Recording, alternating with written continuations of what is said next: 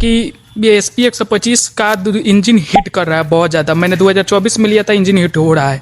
तो आज उसी को लेकर वीडियो हम बना रहे हैं कि भाई अगर तुम्हारे बाइक का इंजन हीट हो रहा है ना, तो उसमें दिक्कत एक ही है। देखिए मेरा यहाँ से आप लोगों का इंजन हीट हो रहा होगा बहुत ज़्यादा। तो इसका एक ही उपाय है, जितना ज़्यादा हो सके उतना ज़्यादा किलोमीटर चलाइए।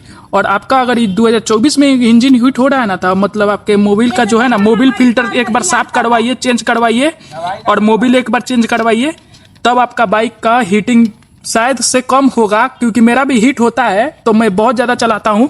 आप लोग देख सकते हैं मेरे बाइक को।